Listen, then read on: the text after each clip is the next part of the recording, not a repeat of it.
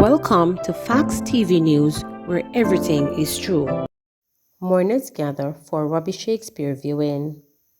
Mourners gathered at the National Indoor Sports Centre on Sunday to pay their respect to the late reggae bass guitar player Robbie Shakespeare as a public viewing of his body. The body of the late reggae icon arrived just before midday at the venue in a Perry Funeral Home limousine and chariot and was available for viewing up to 3 p.m. Sunday. Shakespeare was half of the rhythm duo Sly and Robbie, died Wednesday, December 8, 2021, at the Miami Hospital in Florida at the age of 68. A close friend and frequent collaborator said the cause was complications of kidney and liver transplants. Starting in the mid-1970s, Shakespeare and the drummer Sly Dunbar were among the most prolific musicians in the business, reggae or otherwise. According to the New York Times, Shakespeare once estimated that they have taken part in 200,000 recordings, either their own or as backup musicians or producers for other artists. Two Jamaican winners at New Balance Indoor Grand Prix in New York. Jamaicans Daniel Williams and Natalia Gold Toppin were winners at Sunday's New Balance Indoor Grand Prix at World Athletics Indoor Tour Gold Meet at the Ocean Breeze Athletics Complex in Staten Island, New York. Williams ran back-to-back personal best in the 60-meter hurdle, beating fellow Jamaican Brittany Anderson, while Gold Toppin ran a world-leading mark in the women's 800-meter. There were also personal best performances from Anderson, Brenna Williams in the women's 60-meter, and Renisha McGregor in the women's 400-meter. Williams won with 7.83 seconds and lowered her previous personal best from the 7.83 seconds that she ran to win in Germany a week earlier, while Anderson was second with 7.88 seconds under the 7.91 seconds she ran to win at the Melrose Games last weekend. Gold Toppin clocked a season's best of 159.62 seconds, the second time under 2 minutes, as she beat American Olivia Baker, who ran a personal best of 2 minutes and 33 seconds for the silver, while Great Britain was third. Williams ran a personal best of 7.9 seconds to lead the qualifier from the first round, then produced 7.11 seconds to place second in the final behind American Briscoe, who won with a world-leading 7.07 seconds, with Destiny Smith Barnett equaling her personal best 7.14 seconds for third. Christopher Taylor placed second in the men's 200-meter, running 20.81 seconds, behind the American Bromwell's 20.64 seconds, while a second Jamaican, John Thompson, was fifth in 21.68 seconds. Mentally ill, 33-year-old Manchester woman missing. 33-year-old Angela Gale of Battersea District, Manchester, has been missing since Thursday, December 17, 2021. She is said to be of unsound mind. She is of dark complexion, stout build, and about 167 centimeters tall. Reports from the Portmore Police are that about 4 p.m., Gale was last seen in downtown Kingston, dressed in a multicolored blouse, blue shorts, and a pair of blue slippers. She has not been heard from since. Anyone knowing the whereabouts of Angela Gale is being asked to contact the Perth Police at 876-904-1876, Police 119 emergency number, or the nearest police station. Tufton under fire for proposed discrimination against unvaccinated Jamaicans. Health and Wellness Minister Dr. Christopher Tufton is being blasted by several Jamaicans for plans to bar unvaccinated Jamaicans from attending several upcoming public events.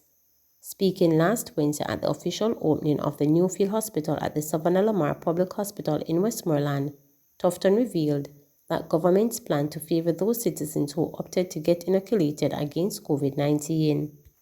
Over the next week or so, the government, that is, and cabinet, has decided to announce a series of events, an events calendar, if you will, over the next 4 months that will now allow more persons to congregate around certain events within a controlled setting.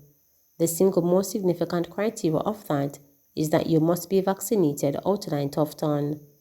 I've been saying the time has come for us to distinguish, differentiate, and some may even use the term, not a great term, discriminate in favor of those who are vaccinated, because the truth is, if you take the time to protect yourself and others do not, then I believe you should enjoy more privilege and rights to certain activities over those who have decided not to do so, he asserted. According to Tufton, the decision is a controversial position, but it is a position that the government has endorsed. The health minister's revelations have emanated a firestorm of backlash against social media platforms, and some fear that these decisions goes against the Prime Minister Andrew Holness's previous rhetoric that the country was moving into a phase of living with COVID-19. For Sanders Executive Chairman Adam Stewart, the government's plan to discriminate against unvaccinated Jamaicans goes against the country's motto, out of many one people. I just watched a video where the Minister of Health publicly stated he plans to discriminate against the overwhelming majority of Jamaican citizens who have made a personal choice. What happened to out of many one people? Questioned Stewart in a tweet on Sunday. Many agreed with the hotelier. Adam Stewart, you have my respect. I am in awe that they are still pushing their narrative when majority of the world is coming to the understanding that this is something we have to live with and most people have already made their choice, tweeted another person. One person comment, say it louder Adam, maybe they will hear you since them clearly not listen to the Jamaican people. Another person tweeted, the world is going back to normal. Why we are having restrictions on people makes no sense. At least one member of the political directorate has come out in support of Stewart's position, ably at the opposition side. Hugh Graham, PNP party member of Parliament for St. Catherine Northwestern, thanks Stewart for his reiteration that Jamaica's motto remains out of many one people. You all getting it so wrong, Graham said in revelation to the government's impending discrimination policy against unvaccinated citizens. The same people who you plan on discriminating is the same people who voted you in and the same people who will take you out, wrote Graham in an Instagram post on Sunday. He added, between this and the runaway crime that was triggered by the lengthy pointless lockdowns this country prescribed, what did you all think was going to happen? Make it make sense. If you take away man's livelihood and ability to feed his 5 pikinidem, what do you think is going to happen? Questioned Graham. When is election again? Because me ready to take out the trash, declared the first-time opposition MP. Reggae crooner Tony Stevens also supported Stewart in his tweet that questioned the government's position for discrimination against Jamaicans. If Fuful was a person, as Adam Stewart, the man that declared war against 80% of Jamaicans. Here one not tough, just run some pass and dash ready vax. Take on a commission. Nobody nothing know, she wrote on an Instagram post. Stevens is a strong advocate against COVID-19 vaccination. The government has been mulling several options to boost Jamaicans' vaccination uptake among citizens as the number of inoculated Jamaicans continues to linger well below the 65% target to achieve herd immunity. Approximately 23% of Jamaicans are fully vaccinated since the rollout of the vaccination program last March. Government ramps up its community and public Wi-Fi program, says Vols. The government is ramping up its community Wi-Fi program with 59 of 189 sites now connected. The 189 sites were selected based on submissions made by the 63 members of Parliament. Science, Energy and Technology Minister Darrell Vols told the House of Representatives last Tuesday that the program will now be done in 3 phases instead of 4. He said that 59 sites that have so far been completed cover phases 1 and 2. The remaining 130 sites, including the phase 1 site, Facey District in St. Catherine Northeast, which was retendered, are expected to be completed by March 31, 2022, Vols told his colleagues. I gave my commitment to the House to complete all communities by the end of the 2021-2022 fiscal year, and I am holding to that deadline, the minister added. Meanwhile, as it relates to Wi-Fi, Vols said 7 more sites have been added.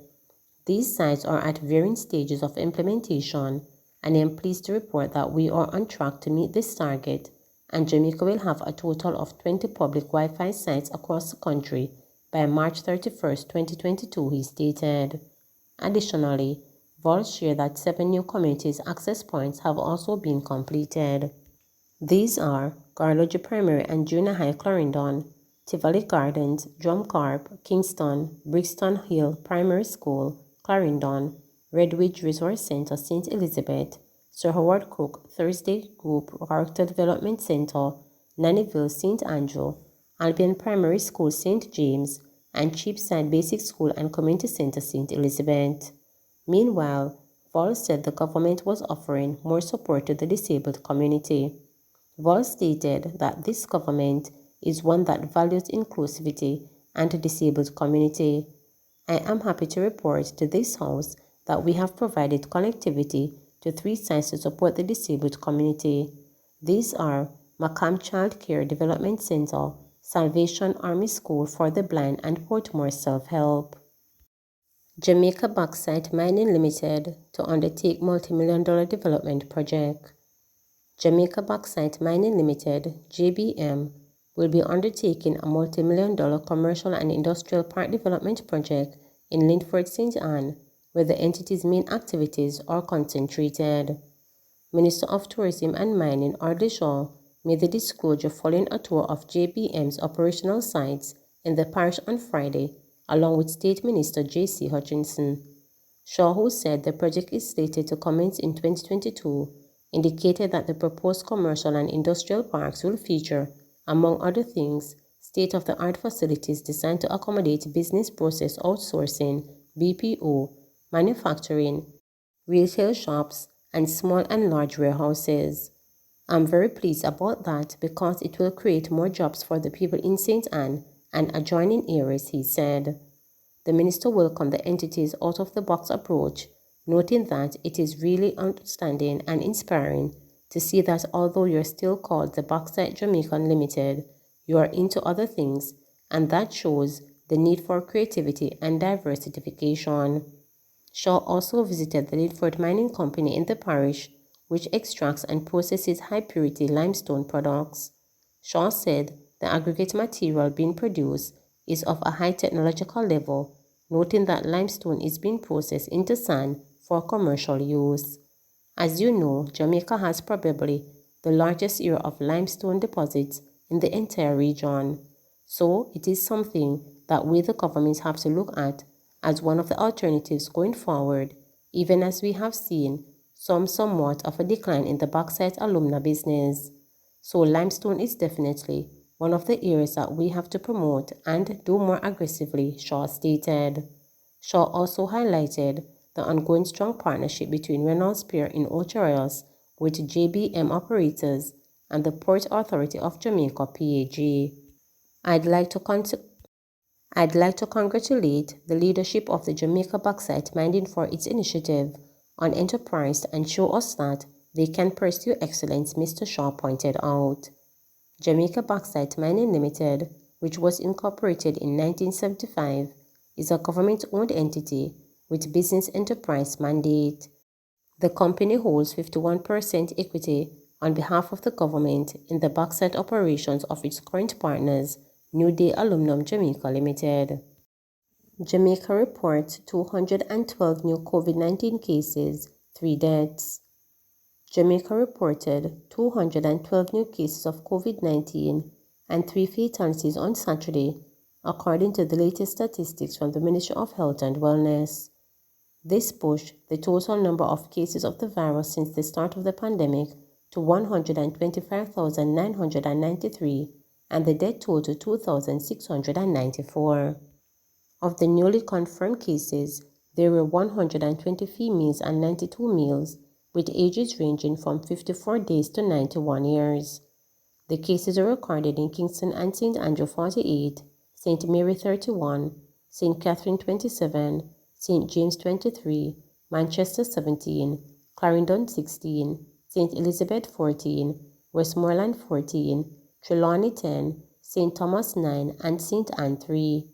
Hanover and Portland were the only parishes to record 0 cases. Meanwhile, The latest victims include an 83-year-old female and a 19-year-old female both from Clarendon and an 87-year-old female from St. Mary. The deaths occurred in January 2022. One death was reported under investigation. The country also recorded 158 new recoveries, bringing the total number of recoveries to 71,439. The positivity rate for the latest run of testing was 26.8%. There are 407 people hospitalized, 17 of them critically ill. There are 4,019 confirmed active cases on the island. Please remember to subscribe, like, share, and click the notification bell for daily updates.